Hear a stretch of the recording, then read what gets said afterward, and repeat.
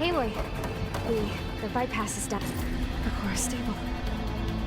HEPHAESTUS is 100% contained. Now we better get started with the merge. It's all set up. Gaia, establish the link, please.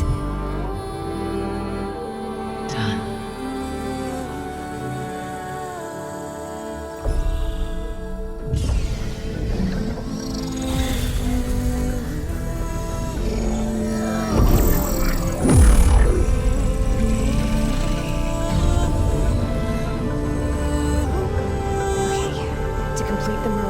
We need to excise HEPHAESTUS' malicious code. Carefully.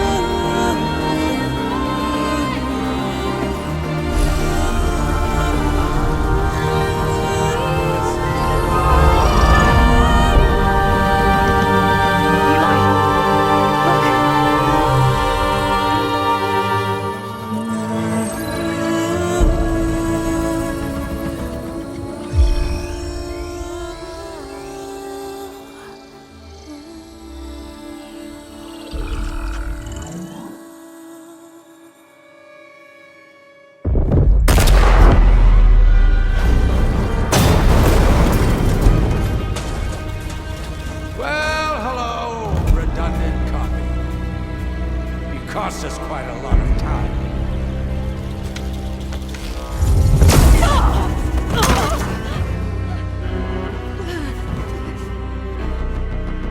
Eric, get Beta. And squash that bug volume.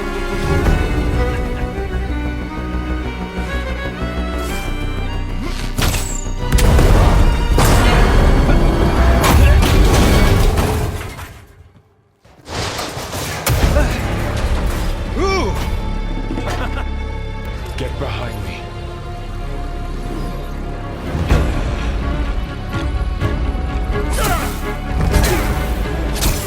Come on! Quit screwing around! Yeah, we're having fun, right?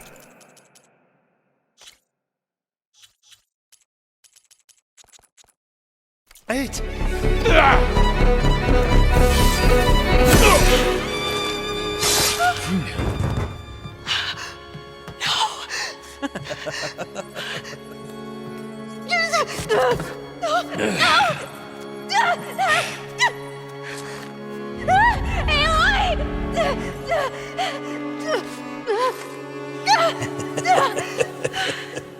Finally.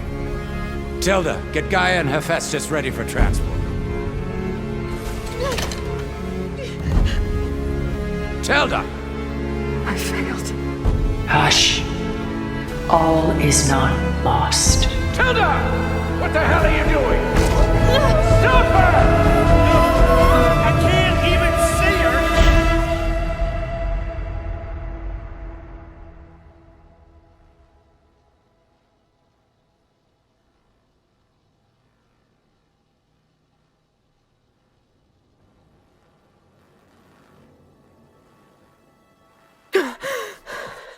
Beta.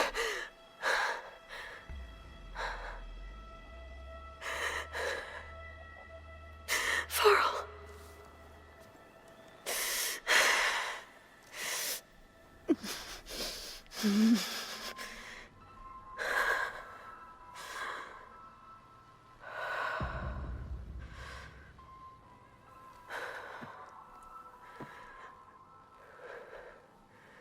Where am I?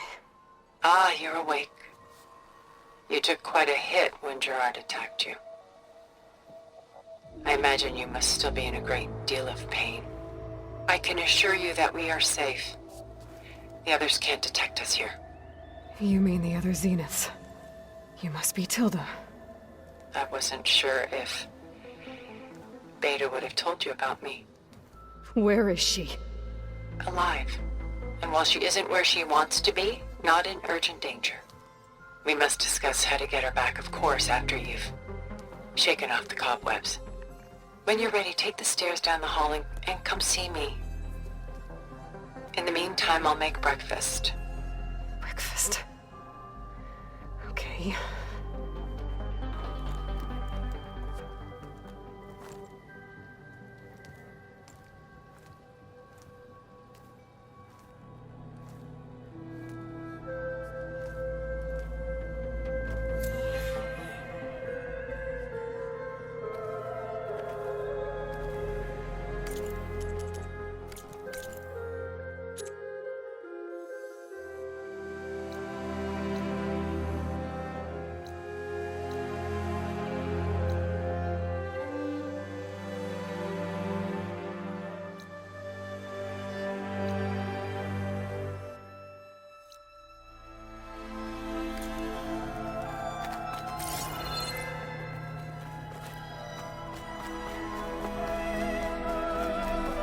What is this?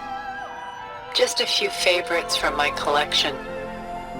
Rescued and stored here just before I went off-world. Take a look, if you like. I'm curious to hear your impressions. My friend is dead. Beta and Gaia are gone, and you want me to look at old paintings? Don't be so quick to dismiss the comfort we can find in art, or the insight we might gain. My favorite pairing on the left is Woman Reading a Letter by Vermeer, a true master. And on the right is a forgery, Woman Reading Music, which fooled experts into believing it was a priceless original. Early in my career, I became fascinated with such deceptions. Eventually, I developed scanning software that could detect fakes with unparalleled accuracy. Is that how you made enough money to buy your way onto the Odyssey? Oh no. I made my real fortune later. This is Rembrandt painting Jeremiah, a man in mourning. Mourning what? His home. The ancient city of Jerusalem. He foresaw its impending doom, but could do nothing to prevent it. So instead, he saved its treasures from destruction, just as I saved these works. You could say we're kindred spirits.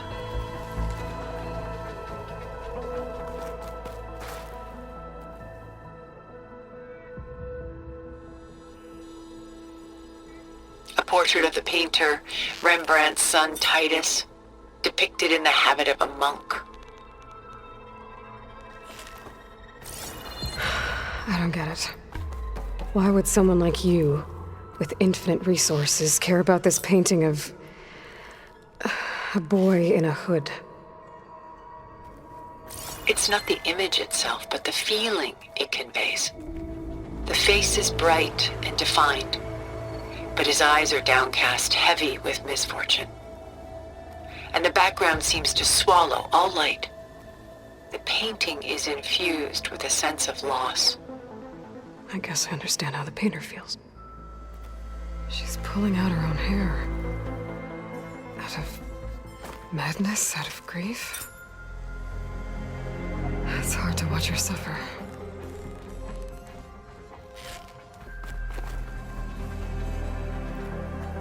Stunning, isn't it? Paintings weren't the only masterpieces of my people's golden age. This is Van Vianen's lidded ewer, molded from a single sheet of silver. What was it for? How like Elisabet you are. Function over form. It's done so soon. I've got more important things to worry about. We both do.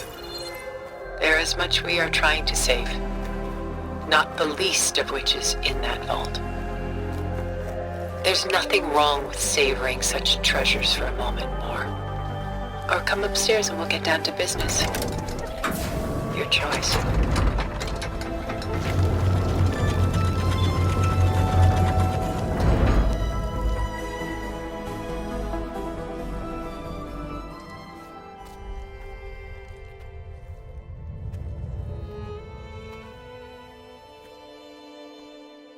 There you are. Feeling better? How did you find us? At the cauldron?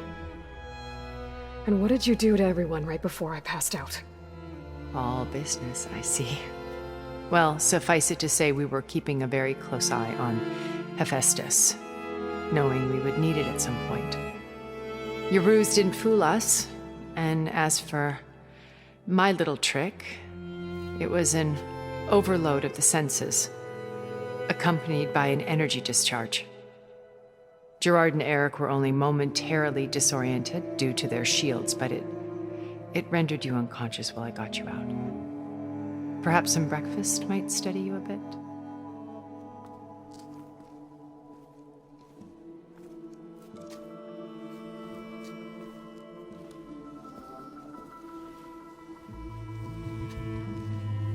This was your house. The one you recreated for Beta, in the data channel you shared. How perceptive of you. Please, this way.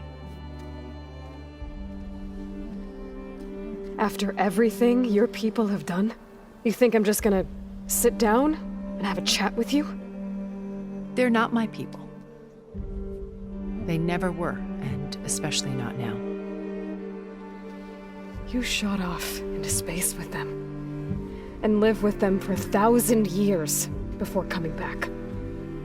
So what made you suddenly turn on them? Quite simply, this. My old focus. You repaired it? But that means you've seen Incredible things. What you've accomplished in 2 decades of life.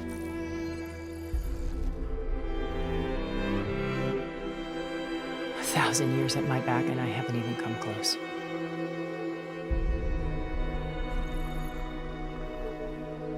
I'm sorry if I invaded your privacy, but I had to. In order to understand. To be enlightened. You truly are Elisabet's blood. With her drive, her sense of mission, her integrity. Watching all this shamed me for the company that I've kept. Having seen it, all I want is to help you. even if it means stopping your friends. Especially so. Please, sit down.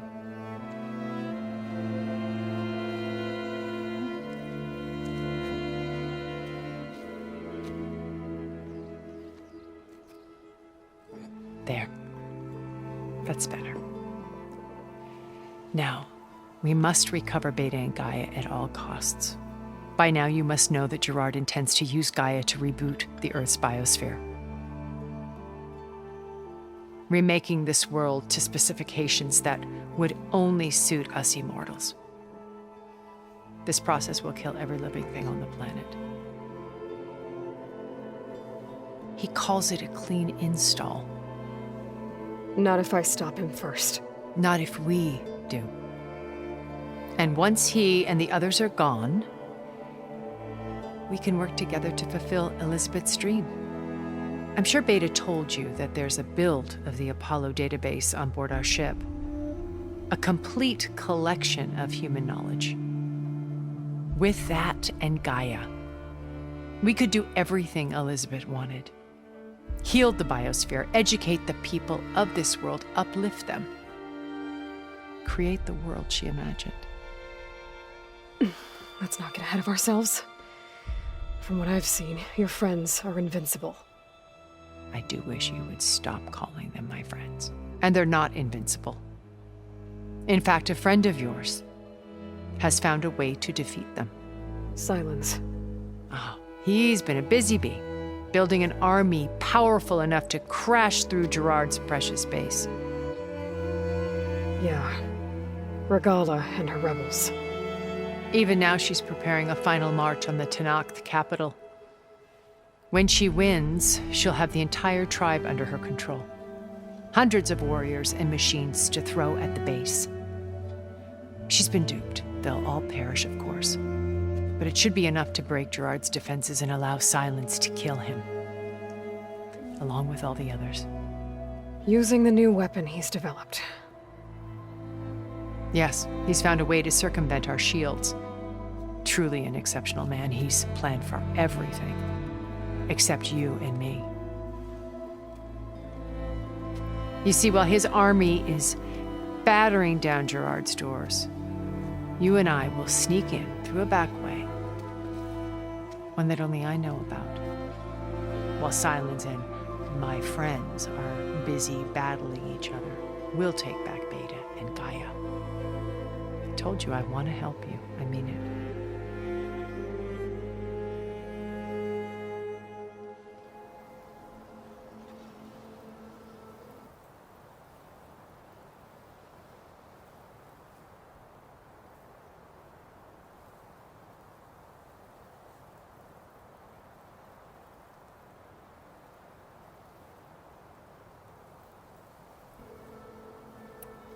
My old focus.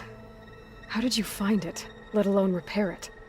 When we encountered you at the Hades Proving Lab, Gerard saw you as a redundancy. I knew better. You were a revelation. After your dramatic escape, bravo, by the way. Gerard and Eric assumed you were dead and gave up the hunt. I wasn't so sure. When the others were busy, I returned to the lab and searched for any trace of you. That's when I found this little treasure. Not easy to repair, but certainly worth the effort. As I watched your life unfold, you were like a splash of color on a worn canvas. What Liz was, and more. Did you show it to the others? Of course not. It was your actions that inspired me to defy them. It's worth noting that if I hadn't found it and watched its contents, I wouldn't have known to save you at the cauldron. You'd be dead. So I should be grateful? If you like.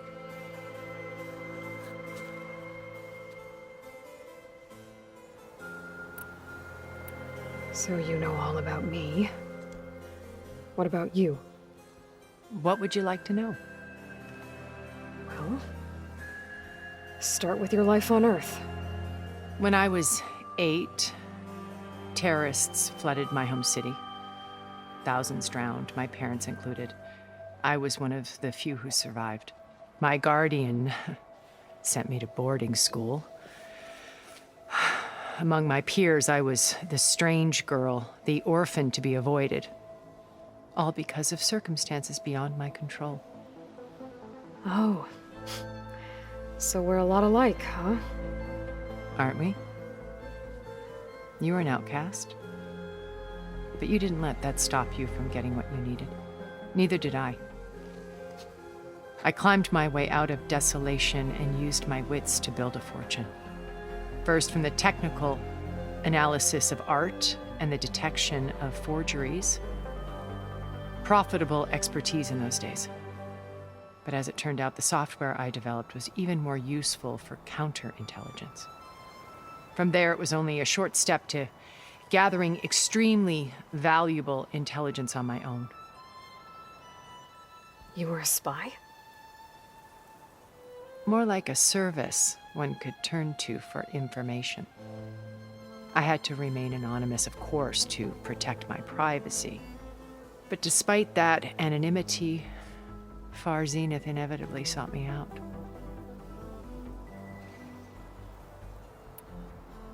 What happened when Far Zenith approached you?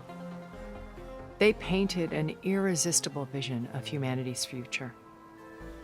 One where we need not fear illness or death, where we explored the furthest reaches of the stars and thrived.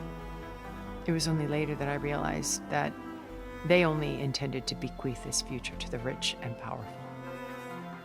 By the time I finally figured it out, the walls were closing in, Pharaoh's machines were devouring the earth. So I accepted Far Zenith's invitation to a berth on the Odyssey. I wanted Liz to come, but she had nobler plans, as you well know.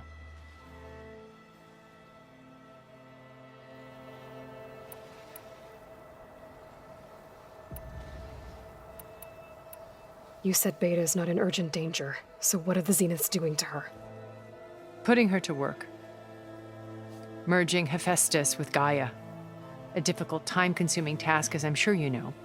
They will compel her if need be, but her life is not in danger. She's the only one who can do it. Because you people made her to be nothing but a tool. Gerard's idea, not mine. They always viewed me with suspicion when I attempted any form of kindness towards her. That's why I created the data channel. A virtual place where we could speak in peace. So this channel you shared with Beta, none of the other Zeniths ever found out about it. Gerard believes he's the most cunning of all of us. Even after 1,000 years, he still can't imagine that I would outwit him. The channel allowed me to interact with Beta away from their mistrustful eyes. It offered us a chance to be ourselves. Until you cut off all contact. Yes, though it pained me.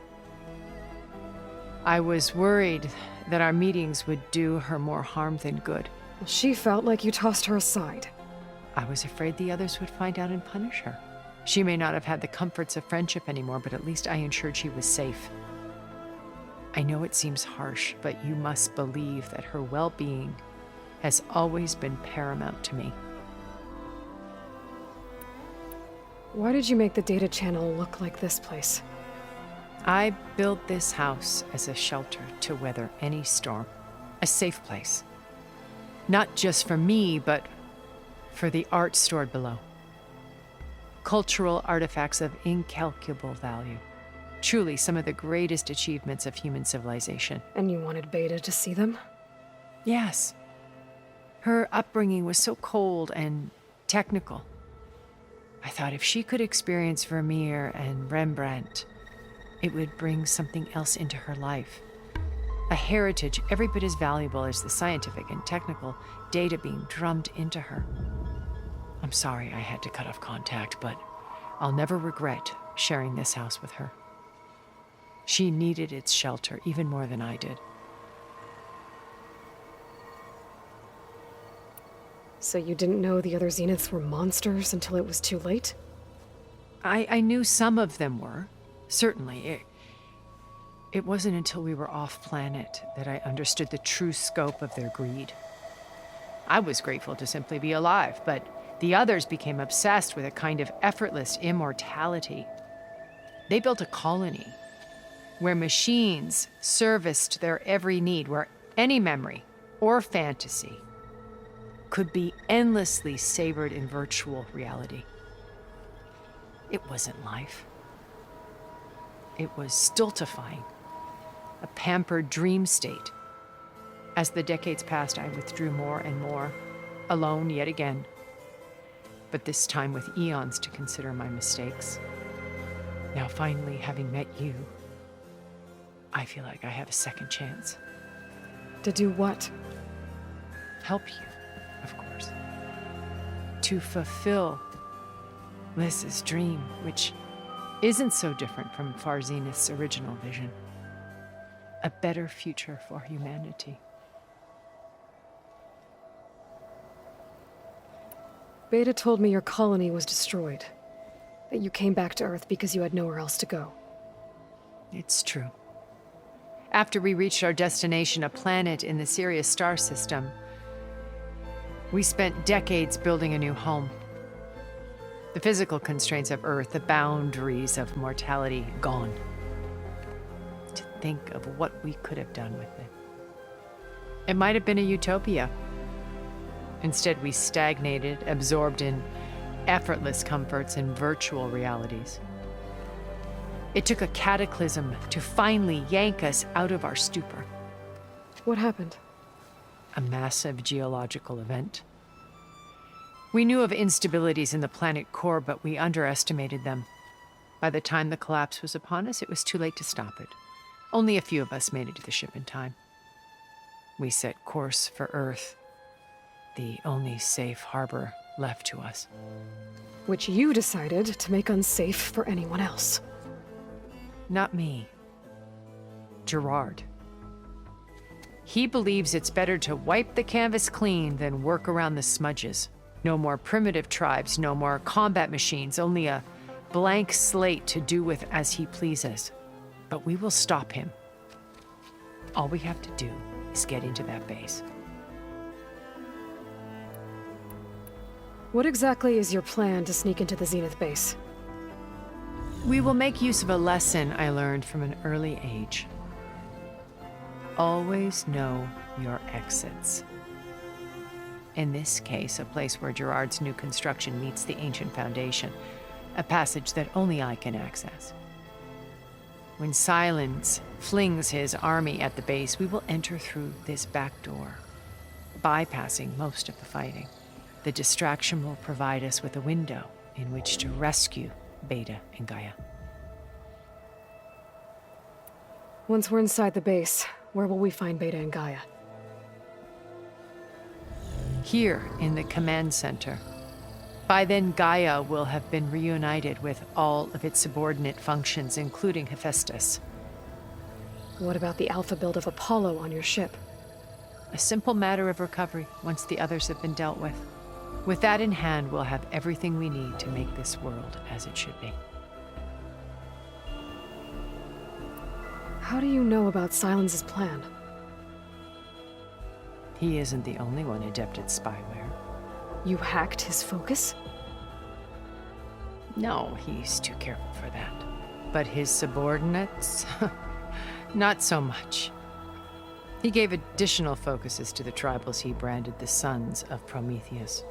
The ones working with Regala. By tapping their focuses, I learned about most of his dealings. The distribution of override technology, the arming of Tenakth rebels, and the secret pact with Regala to attack Gerard's base. But how did he come up with a weapon that can take down your shields? That's the one thing I haven't been able to figure out, but however he did it, I'm quite certain it will work. With it and the Tenakth army, victory seems to be within his grasp. Such a shame he'll be disappointed. Regala's only interested in killing Hekarro and waging war on the Karja. What does she have to gain by attacking Zeniths? It's the price she must pay for her war. Without the ability to override machines, her little rebellion would have languished in the desert. So she trades with the Sons of Prometheus. Machines to help her overthrow Hekarro. In exchange for an assault on the base. Pride has deluded her into thinking she can actually survive such a battle. And all without ever knowing who the Sons of Prometheus really answer to. Yet for all of Sylens' brilliance, still he underestimates you. That blind spot is what will allow us to take Beta and Gaia right out from under him.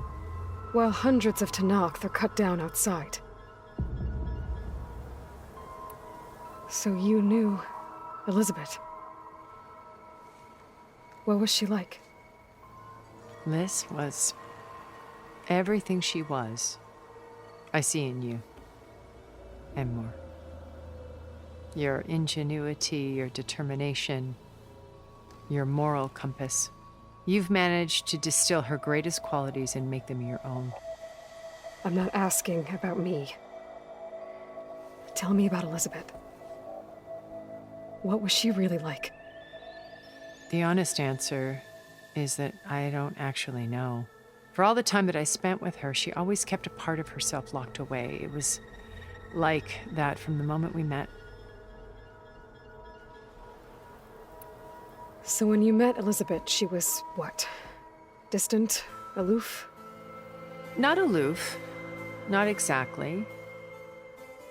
It was a summit in Paris about machine learning, a touchy subject in those days, because regulatory authorities were just starting to clamp down on AIs.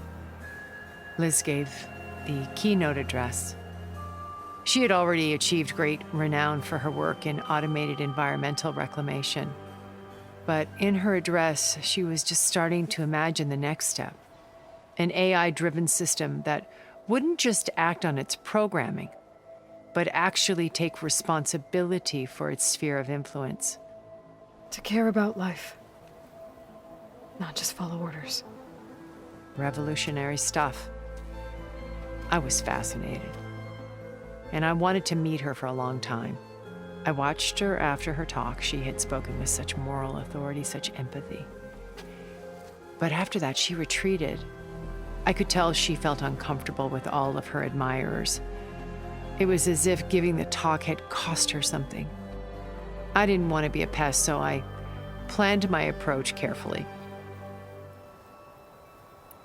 So how did you finally approach Elisabet after her talk?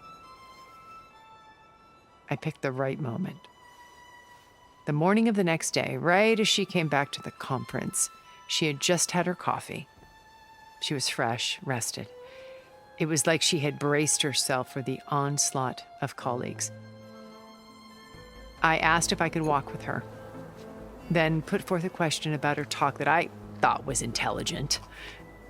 Her answer made me realize it wasn't, but she was very welcoming. Almost as if we were previously acquainted. It was only halfway through the conversation that I realized she knew exactly who I was. It was quite a shock to me. My business was trafficking in secrets, and I took great pains to protect my anonymity. So that was Liz, perpetually one step ahead. I came to view our meeting as a metaphor for our friendship. She always seemed to know me far better than I knew her. I guess I know the feeling.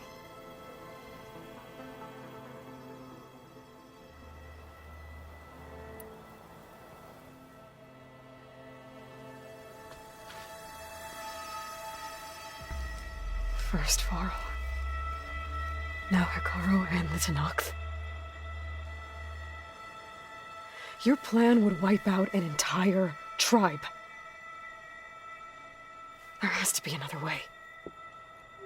We are in an admittedly desperate situation, but I assure you there isn't.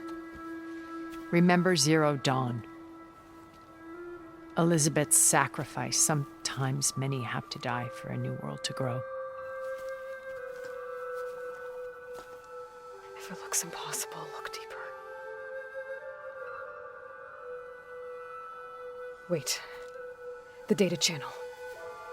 It still exists, doesn't it? I need you to open it. Let me talk to Beta.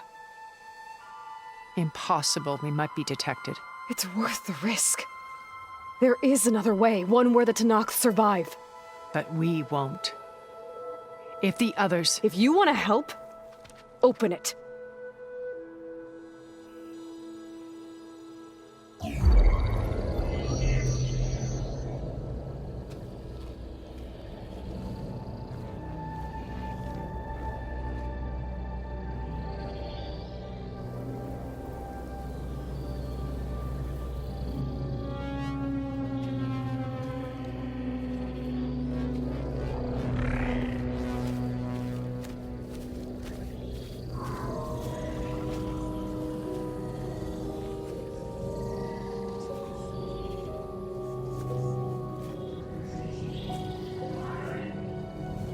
What are they doing to her? Virtual reality dissociation. The manual merge of HEPHAESTUS will take hours upon hours of tedious micromanagement. If she resists the work, they run simulations to induce feelings of isolation and despair. Beta, can you hear me? You're alive. They're watching me. I can't hold up this extra projection for long. You should have killed me. No. No, look at me. I'm coming for you. I promise, okay? I just need you to hold out a little while longer and work on the merge.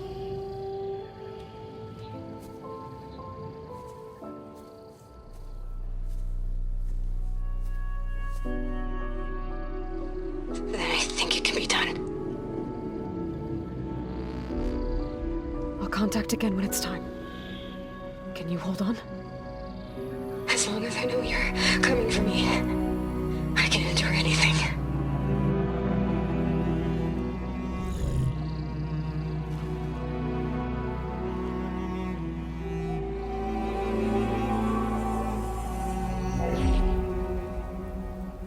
All right.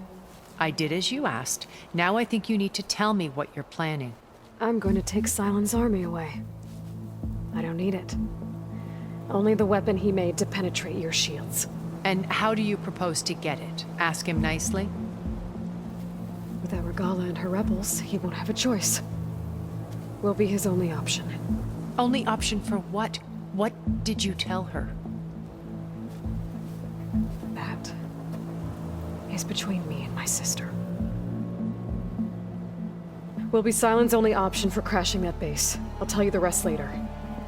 But first, there are a couple of things I have to do. Oh. And what are those? Lay my friend to rest. And then I'm going to use the override that Beta gave me at Gemini to put an end to Regala's rebellion. From the air. Wait. Since you insist on doing things your way, I know of something that will truly help you make a grand entrance with the Tenakth. The ancient Horus Titans still possess electromagnetic energy cells as part of their arsenal. Drop one of those on Regala's army and they'll receive quite a surprise.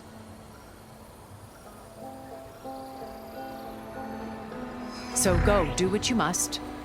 I'll come to your base if you manage to bring Sylens to the table. Not if. When.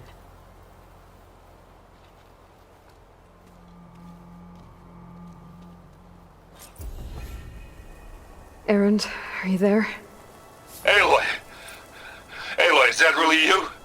Yeah, it's me. Where's everyone else? We're all... we're back at base. What happened? It might be easier to explain in person. I'll try to join you there when I can. Okay. We'll wait here for you. It's good to hear your voice, Aloy.